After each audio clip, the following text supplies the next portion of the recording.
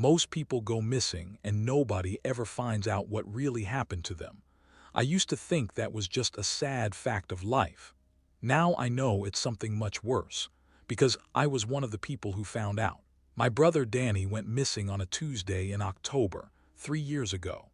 He was 26 years old, lived alone in a small apartment in Knoxville, Tennessee, worked at an auto parts warehouse about 8 miles from his place. He drove the same route every single day. He knew every gas station, every shortcut, every pothole on that road. And then one day he just didn't show up. His supervisor called me because I was listed as his emergency contact. I remember the exact moment I picked up the phone, sitting in my car outside a grocery store in Nashville. The guy's voice was flat, almost bored, like he'd made this kind of call before. He said Danny hadn't clocked in, hadn't called out, wasn't answering his phone. He asked me if I knew anything. I didn't. I drove to Knoxville that same evening. Danny's apartment building was a plain, two-story brick complex off a side street near the highway. I had a spare key. I let myself in, and the first thing I noticed was that nothing looked wrong. His dishes were clean. His TV remote was on the armrest of the couch exactly where he always left it. His phone charger was plugged in by the bed, but his phone wasn't on it. His wallet was on the kitchen counter. His car keys were on the hook by the door. His car was still in the parking lot. That's when my stomach dropped all the way to the floor. I called the police that night, filed a missing persons report. The officer who took my statement was polite but not urgent. He said adults go missing all the time, that Danny probably just needed some space, that most cases like this resolved themselves within 48 hours. He told me to go home and wait. I couldn't go home. I got a motel room 2 blocks from Danny's apartment and spent the next 3 days making calls, putting up flyers, knocking on doors. His neighbors didn't know much.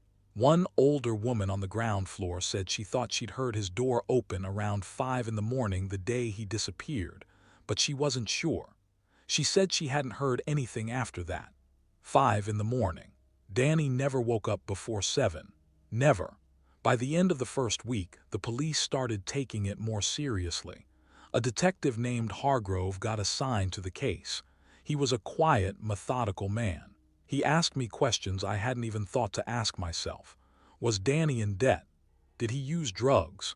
Did he have any conflicts with anyone, any arguments, anything that seemed off in the weeks before he went missing? And that's when I started thinking back harder. About a month before Danny disappeared, I'd visited him for a weekend. We watched football, grilled out on his little concrete balcony, the usual. But at one point he got a phone call and stepped inside to take it.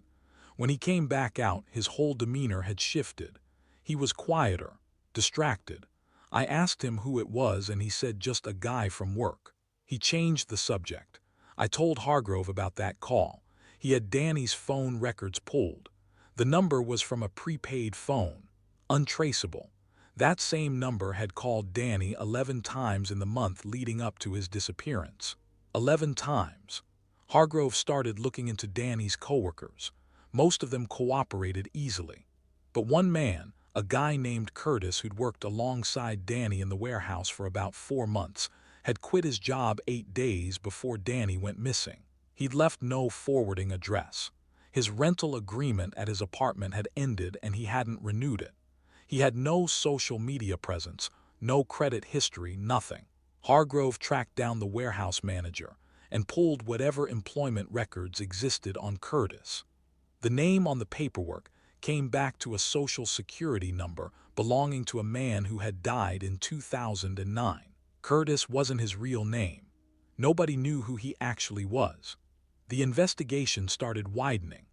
Hargrove connected with a federal task force that had been quietly working a pattern of missing persons across 4 states, all men between the ages of 22 and 35, all living alone, all disappearing without signs of struggle, always with their wallets left behind. Wallets left behind. Hargrove told me that detail was significant. He said it wasn't about robbery. Whoever was doing this didn't want money. He wouldn't tell me what he thought they did want. But the way he said it, The way he stopped talking and just looked at his desk for a second before changing the subject told me enough. Danny's case got linked to 6 other missing men. 6. And those were just the ones they knew about. 2 months after Danny disappeared, hikers found human remains in a heavily wooded area about 40 miles outside of Knoxville. It took 3 more weeks to get a positive identification. It was Danny. I won't tell you everything Hargrove told me about what the medical examiner found. Some of it I've never even repeated out loud. What I will tell you is that Danny had not died quickly, and that wherever he had been kept in those final weeks of his life, it was not anywhere close to where his body was found. Curtis, or whoever he really was never caught. The task force is still active. As far as I know, they have a name now, a real one, and a face from a grainy parking lot camera outside Danny's apartment building from the night he disappeared. But they haven't found him. I think about that a lot. I think about the fact that somewhere out there, a man is still walking around free, still living some version of a normal life after what he did to my brother. I think about how easy it was for him to disappear, how easy it was for Danny to disappear, and I think about how none of Danny's neighbors ever noticed anything, how his car sat in that parking lot for days before anyone thought to question it, how a man using a dead person's name worked in a warehouse for 4 months and nobody caught it.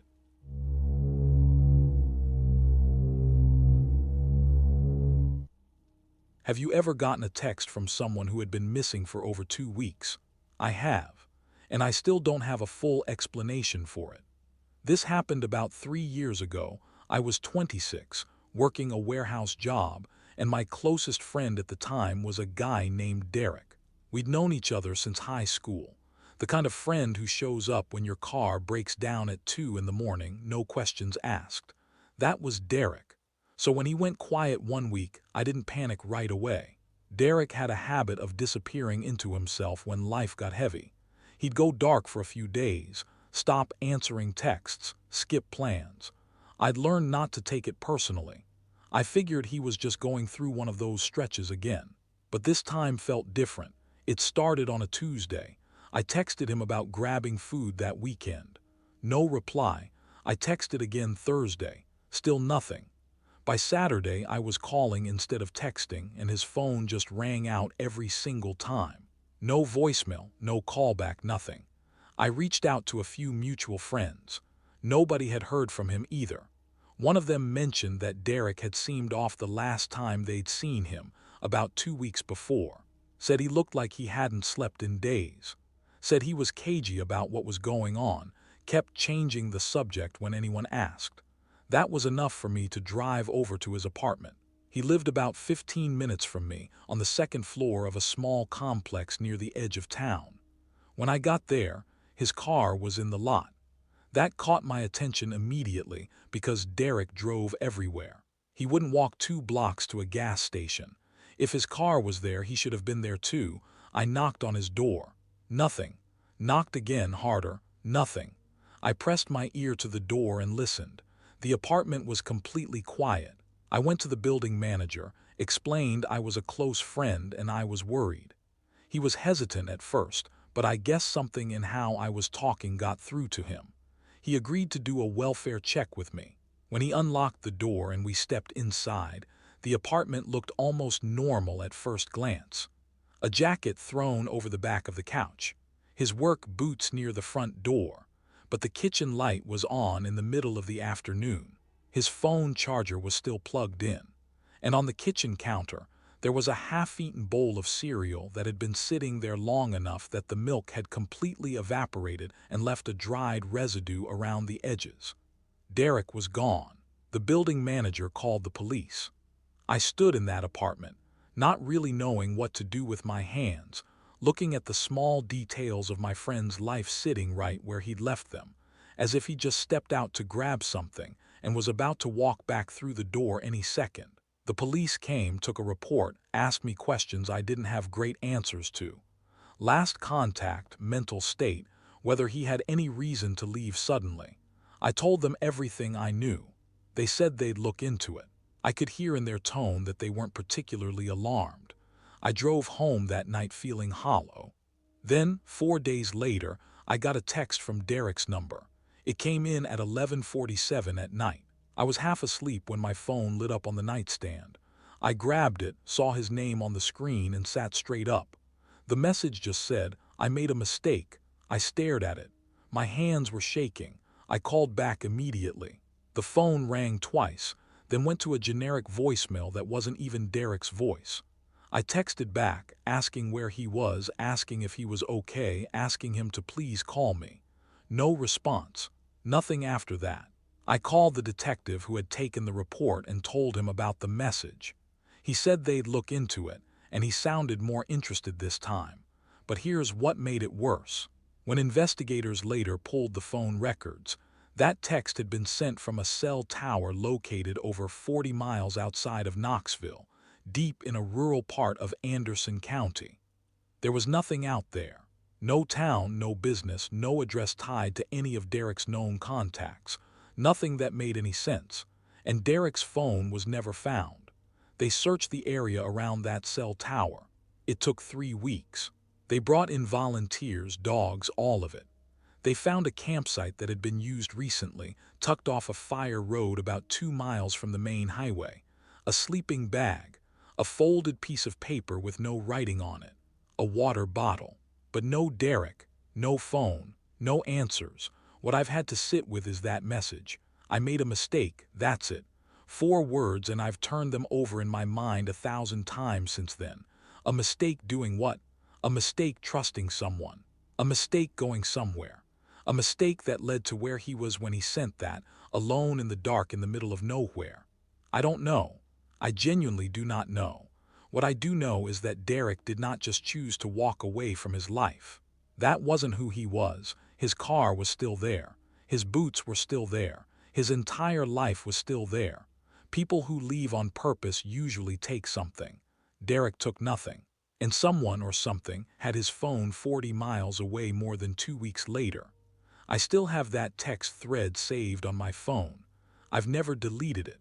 Some nights I scroll up through all our old messages, all the dumb back and forth, all the plans we made, and then I get to that last one at the bottom. "I made a mistake." And I close the app and I put my phone face down on the table and I just sit there. Because no matter how many times I read it, I still don't know what he was trying to tell me. I don't know if he was reaching out for help. I don't know if he was saying goodbye. I don't know if someone else sent it. And the not knowing is the thing that never goes away.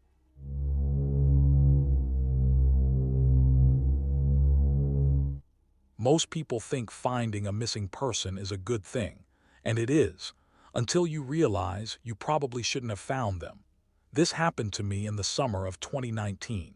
I've told this story to a few people close to me, and every single time the room goes quiet. Not the comfortable kind of quiet. The kind where everyone's trying to figure out if they would have done the same thing I did. I was driving back from a camping trip alone. No big group, no friends. Just me, my truck, and about 6 hours of empty highway ahead of me. It was around 9 in the evening when I pulled off the main road to stop at a gas station. One of those old ones with flickering lights and a bathroom key attached to a wooden block. The kind of place you stop at, get what you need, and leave fast. That's when I saw her. She was standing near the edge of the parking lot. A woman, maybe late 30s, wearing a gray hoodie and jeans. She had no bag, no phone in her hand. She was just standing there, completely still, staring at the road like she was waiting for something. I almost didn't say anything. Almost. But something about the way she looked, like she hadn't slept in days, made me stop. I walked over and asked if she was okay. She turned to me slowly, like the question took a moment to reach her, and then she said something I still think about. She said, "I've been here for 2 days." I looked around. There was nothing out here. No motel. No houses nearby, just trees and road and darkness. I asked her what she meant and she told me she had been dropped off. She didn't say by who. She just said she needed to get to Knoxville. She said she had family there. I'm not the kind of person who picks up strangers. I know the risks. But standing there looking at this woman who looked genuinely exhausted and afraid, I couldn't drive away. So I told her I'd give her a ride as far as the city. She got in without hesitation. For the first 20 minutes, she barely spoke. She just stared out the window, her hands folded in her lap, completely rigid. I tried to keep things light, asked her name, asked her where her family lived in Knoxville. She gave me a street name but stumbled over it like she had to think about it too long. I told myself she was just tired. Then she asked me something that made my stomach drop. She asked me if I had seen anything unusual when I was at the campground. I told her no, not really. Why? She went quiet for a moment and then she said, I just wondered. There were people out there a few nights ago, moving through the trees near Miller's Creek Trail. A few of us saw them. I gripped the steering wheel a little tighter. Miller's Creek was the exact trail I had camped near. I asked her if she had been camping out there too. She said no. She said she wasn't sure how she knew about it. And then she changed the subject completely, asked me how far we were from the city, and went back to staring out the window. I pulled up my GPS and pretended to check the route. What I was actually doing was searching her name. The third result was a missing persons report filed 3 weeks earlier. A woman 36 years old, last seen leaving a family member's home in Knoxville under what the article described as concerning circumstances. The photo was small on my screen, and I couldn't look long without being obvious, but the gray hoodie, the hair, the age, it lined up. But here's what I couldn't figure out and still can't. If she was missing from Knoxville, why was she trying to get back to Knoxville? I didn't say anything. I kept driving. I kept my voice steady. I made small talk about the weather, about how empty the roads were, and the whole time my mind was moving fast, trying to figure out what I was actually dealing with. Was she a victim? Was she in danger? I didn't know. And in that truck in the dark, with her sitting 2 feet away from me, I didn't know who she was. When we reached the outskirts of Knoxville, I told her I needed to stop for gas. She nodded.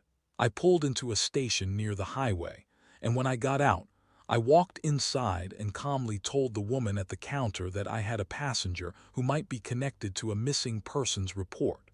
I gave her the name. I asked her to call the non-emergency police line.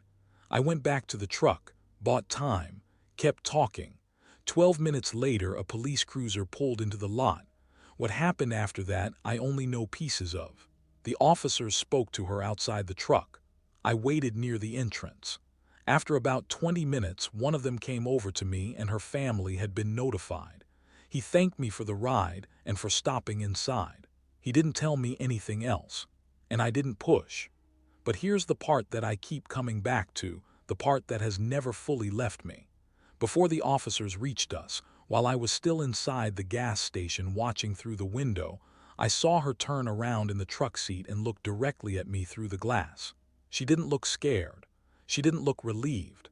She didn't look like someone who was about to be reunited with her family after weeks of being missing. She looked like she was memorizing my face.